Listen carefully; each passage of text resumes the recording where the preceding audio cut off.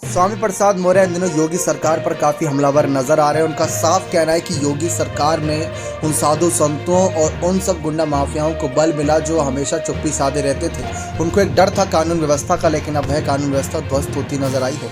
तो स्वामी प्रसाद मौर्य गुस्सा लाजमी है, लेकिन देखा जाए तो एक तरफ योगी सरकार पर जहां जमकर भड़ास निकाल रहे हैं, तो दूसरी तरफ उनकी पुरानी नेता रही मायावती पर खुलकर बातचीत तक नहीं कर रहे। जबकि अखिलेश यादव का असल मकसद बीजेपी से काफ़ी हटकर है, यानी योगी आदित्यनाथ की सरकार जिस मकसद के साथ वोट मांगती है उससे तो काफ़ी अलग है। अखिलेश का मकसद वही है जो मायावती का मकसद है, यानी दलित, अल्पसंख्यक और पिछड़ा वर्ग पर निशाना साधना।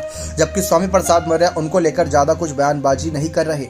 ओबीसी नेताओं में बड़े नेताओं के तौर पर गिनती होती है। कहा यह जा रहा था कि साल 2016 में जब उन्होंने बसपा पार्टी छोड़ी थी तो भाजपा या सपा या कांग्रेस में जाने के कयास नहीं थे, बल्कि उनकी खुद की नई पार्टी बनाए जाने के तमाम कयास लगाए जा रहे थे। तो इसी बात से अंदाजा लगाया जा सकता है कि स्वामी प्रसाद मौर्य किस कदकाठी के नेता हैं।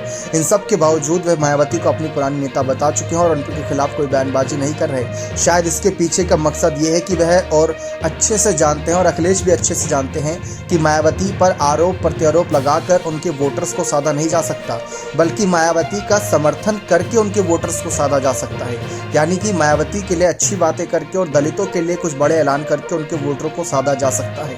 अगर मायावती के खिलाफ बयानबाजी करेंगे तो अखिलेश के खिलाफ ही दलित वोटर हो जाएंगे, और अखिलेश का मकसद है पिछड़ा, दलित, अल्पसंख्यक वर्ग को साधना, यानी पीडीए एनडीए को हराएगा। बार बार यही बात अखिलेश यादव कर रहे हैं। अब वे इंडिया दल का ज़्यादा जिक्र नहीं कर रहे, वह जिक्र कर रहे हैं पीडीए का।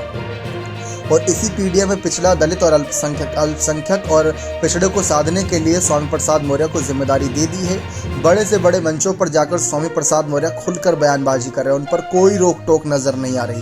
तो इससे साफ नजर आ रहा है कि अखिलेश स्वामी प्रसाद मौर्य का समर्थन कर रहे हैं और स्वामी प्रसाद मौर्य एक रणनीति के तहत मायावती के दलित वोटर्स को साधने और ओबीसी वोटर को साधने के लिए एक अलग रणनीति के साथ चल रही हैं। तो इस रणनीति से कहीं ना कहीं मायावती को ही नुकसान हो सकता है। इसी वजह से मायावती ने उनके बयानों को राजनीतिक ध्रुवीकरण करने वाला बयान घोषित किया था।